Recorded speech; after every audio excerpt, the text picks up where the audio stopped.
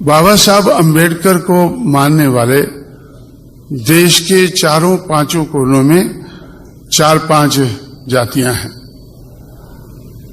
वो जातियां बाबा साहब अंबेडकर को क्यों मान रही हैं? मद्रास का परिया बड़ी जाति है शेड्यूल कास्ट की, वो बाबा साहब को क्यों मान रही है?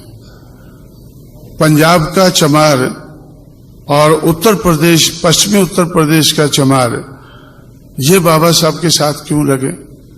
और बंगाल के चंडाल बाबा साहब के साथ क्यों लगे? क्योंकि बाबा साहब अंबेडकर के सुनने से पहले वो लोग मनुवादी समाज व्यवस्था के खिलाफ संघर्ष कर रहे थे। जो लोग अपने बलबूते पर अपने अपने एरिया में इस देश की मनुवादी समाज व्यवस्था के खिलाफ संघर्ष कर रहे थे, तो उन लोगों को ज्यादा देर नहीं लगी बाबा साहब अंबेडकर को अपनाने में। पंजाब के चमार, पश्चिमी उत्तर प्रदेश के चमार और बंगाल के चंडाल और मद्रास के चारों तरफ के एरिया के परिया, ये लोग अपने अपने क्षेत्र में मनुवाद के खिलाफ संघर्ष कर रहे थे। संघर्ष क्यों कर रहे थे? क्योंकि सबसे ज्यादा अन्याय इन लोगों के साथ हुआ था। सबसे ज्यादा अन्याय इन, और महाराष्ट्र के महर, मैं महाराष्ट्र भूल ही जाता हूं, बोलना तो नहीं चाहिए, तो इसलिए महाराष्ट्र के महर बाबा साहब अंबेडकर की देखरेख में संघर्ष कर रहे थे। पंजाब का चमार मंगूराम की देखरेख में ब्राह्मणवाद के, मनुवाद के खिलाफ संघर्ष कर रहा था। और उत्तर प्रदेश के जाटव, जो चमार अपने आप को जाटव कहते हैं।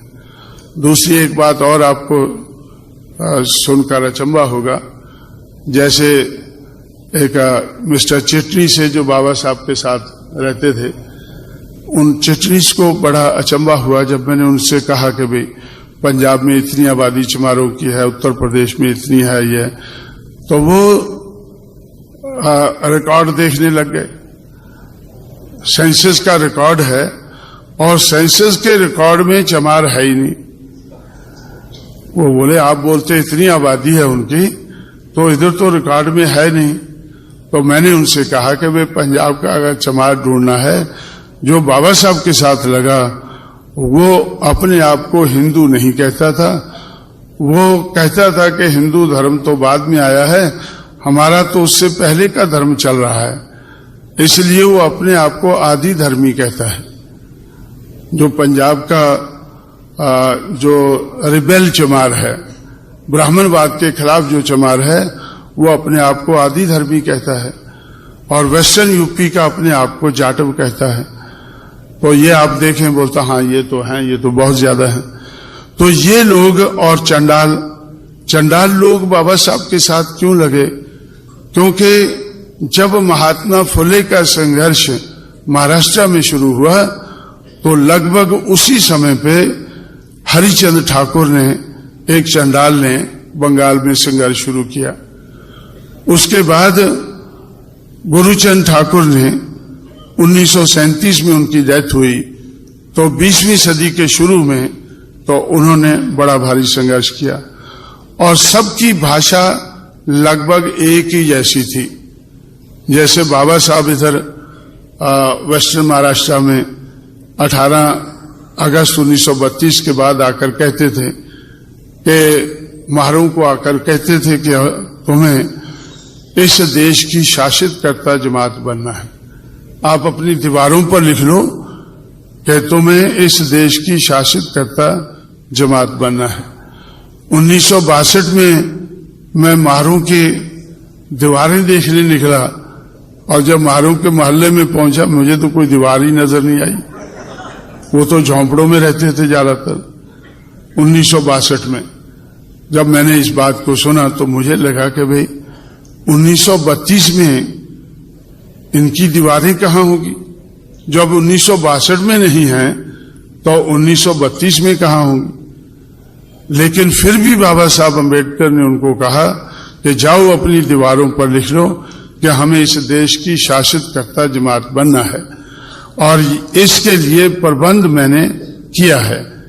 बराबरी के वोट का अधिकार मैं आपके लिए लाया हूं, और 18 अगस्त 1932 को आपको बराबरी के वोट का अधिकार मिला है।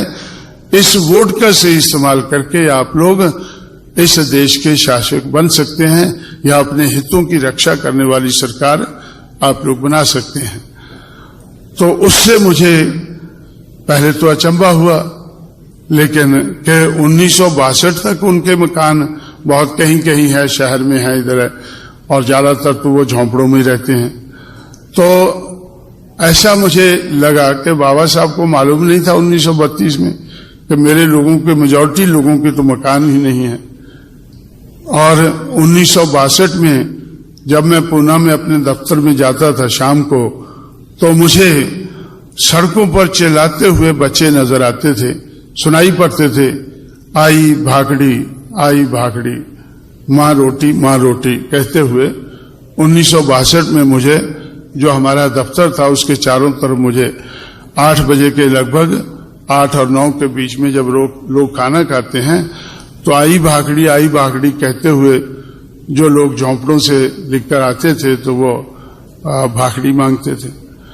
तो इसलिए तो इस हालत को देखकर मुझे ऐसा लगा कि बाबा साहब अम्बेडकर ने जो कहा कि जाओ अपनी दीवारों पर लिख लो कि हमें इस देश की शासित कर्ता जमात बनना है, वो असलियत से तो बहुत दूर थी, लेकिन बाबा साहब अम्बेडकर की वो चाहत थी।